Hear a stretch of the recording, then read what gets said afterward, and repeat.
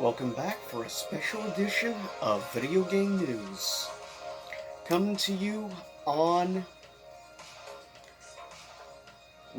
coming to you June the 11th, on a Friday evening rather than a Monday morning. Why did I choose to do? Because we have digital version of E3, basically for the most part starting tomorrow. So with that said, Monday, I will probably talk about some of the announcements and stuff over Saturday, Sunday, or I may do it on like a Tuesday or something morning after more gaming news has been revealed. But here's some of the basics right now. For June the 11th, enjoy the retro wave music in the background. So with that said, first up we have one of the newer PSN sales. Now there's another one that has dropped since I wrote this stuff at the beginning of the week. So talk about it in the future. This is a PSN indie game sale for a bunch of indie games. Now this is I only chose specific games that stuck out to me because there's like a couple hundred indie games on sale. I personally picked up so far 3, and I'm debating about a 4th indie game looking at. So with that said, also recently subscribed to PS Now for some future game playthroughs and stuff I will be doing from games on the PS Now list.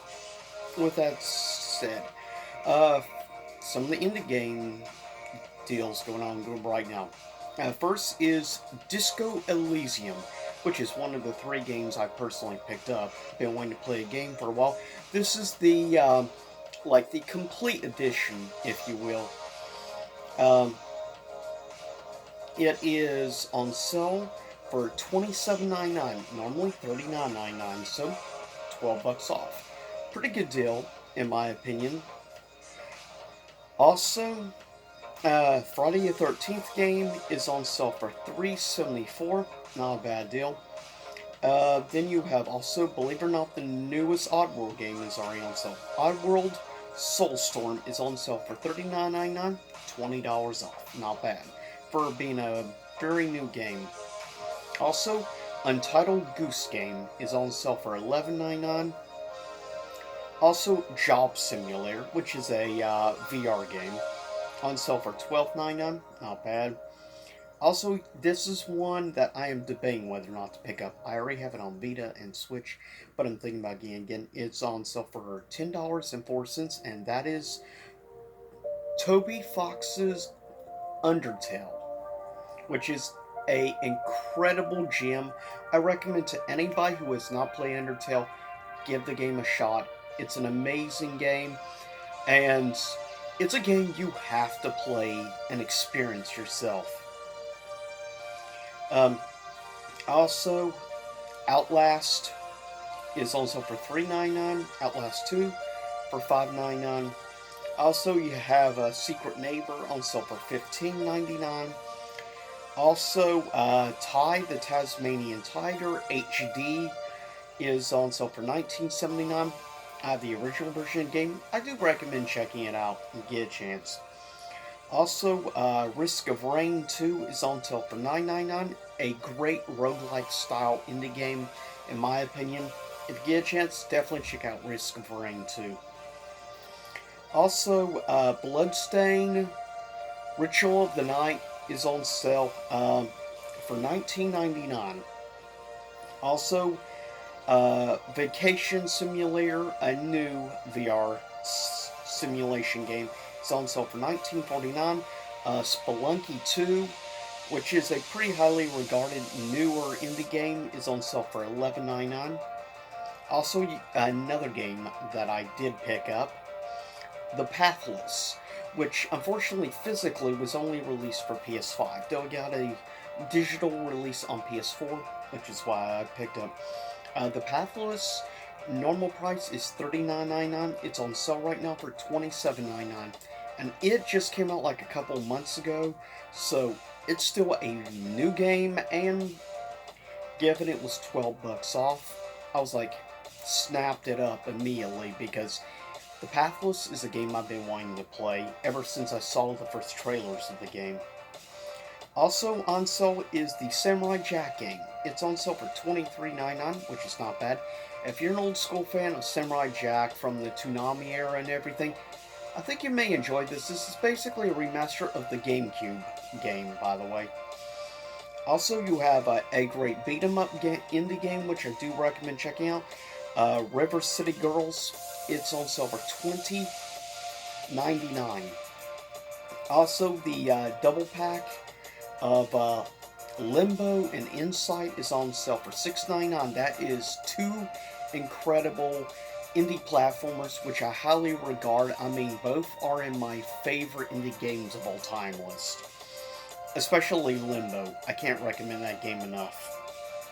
Also, a newer game, sort of a copy, I guess you could say, on Pokemon, with a little more in-depth study of mechanics and some difficulty and stuff, but it's pretty highly become regarded so far by critics and indie fans. That is Nexomon Extinction, on sale for $11.99. Moonlighter, another game known for, is on sale for $6.99. Also, Dragon's Lair Trilogy is on sale for $9.99. Great deal. Super Meat Boy Forever is on sale for $11.99. And I want to quickly mention two last things, and that is Return of the Obra Dinn is on sale for $14.99, which is a game I highly regard and I highly recommend. Also, Void Bastards, which was originally exclusively on Nintendo platform, which recently has come on to PSN, is on sale. You can get Void Bastards. This is the bundle, by the way. You can get on sale for $13.19. It's normally like $33. That includes like a small little DLC expansion to the base game. So you get the expansion stuff and the full normal game on sale for basically $20-some off. You're talking like around like 65 to 70% off. I definitely highly recommend it. The art style is amazing. If you like first person, interesting style with elements of crafting and stuff, but not your traditional 3D or first person shooter type game, something a little more unique, Void Bastards is definitely a game I highly recommend for its unique art style. Also, last thing I want to mention, great 2D horror game called Dark Wood is on sale for $8.99. And that is it for that. Quickly, some recent scores that have come out from Metacritic games. Ghosts and Goblins Resurrection, PS4 version, got a 71% critic score, a 6.8 user score. Xbox One got 79% critic. No user has been released. PC, no info on either. The Switch version got a 75% critic score and a 6.8 user score. Ninja Gaiden Master Collection got PS4 critic score of 74%. Unknown right now for user score. Also, PC got a 73% critic, unknown user score. Xbox One has not had a release yet on score on either. The Switch version got a 73% critic score, unknown audience score. The new Ratchet & Clank game, which just released, of course, Ratchet & Clank Rift Apart, PS5 exclusive, got an 89% critic score, unknown as of yet user score since it's still just released, but that's pretty impressive, an 89% critic score. Also, the new Guilty Gear game, Guilty Gear Strive PS5 version, got an 88% critic score, a 9 out of 10 user score. PS4 version got an 84% critic and a 7.5 user so far. PC got a 83% critic and unknown user for now. Virtua Fighter 5 Ultimate Edition, which is great in my opinion, and I will be doing a review of that in the next couple weeks. and give my personal opinion and rating. But with that said, Virtual Fighter 5 Ultimate Edition got a 79% critic score and got a 6.8 user. I don't know why this user is so low personally, because I've really enjoyed it so far. And it's a great game. Not to mention, I mean, the base game is free for PS Plus players. And if you want all the DLC and stuff, it's only $9.99 and you really get your money's worth. If you're an old school Virtual Fighter fan like myself, you appreciate it. So that's how you have to take it. But with that said, also quickly announce some stuff. We got also recently announcement that Kingdom Come Deliverance is getting a Nintendo Switch port. I'll be curious to see, given the graphics and stuff, how well it will translate onto the Switch hardware. I'll be curious to see how Switch hardware handles it, and how much of a downgrade over on the frame rate and everything. Still, that's pretty impressive. Also, we got an announcement and release like gameplay of a new Metal Slug game called Metal Slug Tactics.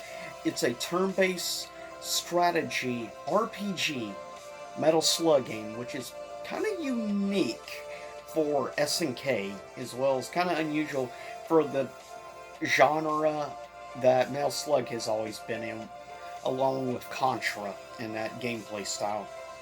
Also got a cool looking trailer for a interesting new indie golf game.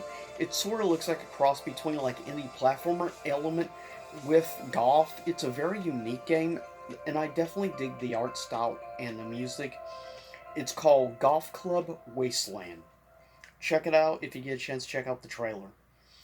Also, Phantasy Star Online 2 New Generation got some new looks and stuff of gameplay, and of course, it's getting ready to launch. Or it may have already launched, but still, if you're an old school Sega fan, I think you'll appreciate it. Also, Genshin Impact, wanted to quickly mention, is just got a big update, a 1.6 update. Also, Overwatch crossplay beta is now available. That will allow basically crossplay among all platforms. So that's going to be interesting. Also, so far, only one official confirmation from Arcade 1UP for a new arcade machine that is in the works, confirmed now. A Simpsons Arcade 1UP cabinet has been confirmed, and that's pretty cool given that is an old school beat 'em up game that definitely has a bit of a nostalgia for myself. It was Simpsons and Ninja Turtles, or rather Turtles in Time, are the games that got me into beat 'em ups in the first place. So that's definitely pretty cool. Also,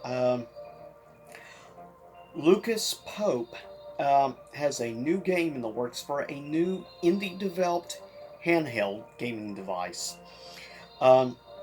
It's called the Playdate, is the name of it. Now, this is going to be one of the special indie games titles that's going to be coming to this handheld. But yeah, if you don't know who Lucas Pope is, Lucas Pope created two of the greatest indie games in the past decade. He created Papers, Please, and he created Return of the Obra Dinn, which I highly regard both games in quality and uniqueness. And he developed both those games by himself. So I have to give him a lot of, and given two incredible games that he developed by himself, it's pretty impressive. So I'm definitely curious to see the next game from Lucas Pope. As definitely a person I recommend following and check out his work. With that said, speaking of, the Playdate has been confirmed. Price is going to be $179, or you could get and there's going to be a release of 2 games a week over a period of 12 weeks. So a total of 24 games will be released. Also, there's going to be a special protection case, which will normally run $29.99, or you can buy it in a special bundle with the Playdate, which will be bundled together for $199. $199. So 200 plus. As I said, there will be a release total of like 24 special indie developed games, and one of those games will be from Lucas Pope. With that said, also Google Stadia expands to Android TV as well as OS devices. So it looks like Google is still trying to keep Stadia alive. As somebody who actually enjoyed Stadia at launch, though, I've kind of lost interest outside of loving the game Guilt. Unfortunately. Also, Borderlands movie is now in the works, confirmed. I'm not sure how I feel about a Borderlands film, but okay. Also, Dark Horse Comics has announced they are starting their own video game division. So, Dark Horse Gaming, or Dark Horse Video Games. That's kind of odd, and definitely out of their expertise of manga and comics. But they've lost a lot of their good comic franchises to Disney, so they're gonna have to diversify. That's smart. Final Fantasy VII Remake also feature PS5 save transfer is going to be included in the new update for the remake, so that's good news. No Man's Sky, by the way, their special new update, and it's out now officially for No Man's Sky. So check that out if you're a fan or follower of No Man's Sky.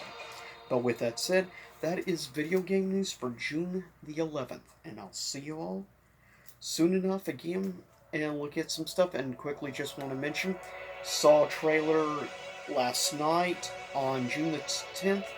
Finally got a full gameplay trailer for Elden Ring, and I couldn't be happier. I probably rewatched the trailer now about 8 or 9 times, and it's just beautiful. And it looks like a more open world-esque, improved version of basically Dark Souls 2. I get a lot of Dark Souls 2 vibes from it, though also elements of Dark Souls 3 as well. Definitely on the art style. And I'm gonna be curious if this is actually going to have a heavy, like, actual story to it, since George R. R. Martin's involved. We shall see, remains to be seen. Art-wise, it looks amazing, but I really hope they add more of an actual story element to this, unlike most of the past From Software games. It's one area where From Software has been relatively weak, in my opinion, is the storytelling aspect. Game mechanics and everything, worlds, they build great worlds, but I expect nothing less of the art director of Miyazaki. But with that said, I'll see y'all next time and stay safe. Hopefully you enjoyed the retro wave. And yeah, check out some of these indie deals going on. Especially, I recommend the most definitely games like Undertale, Disco Elysium, Pathless, also Return of the Obra Dinn. But with that said, I'll see y'all soon enough.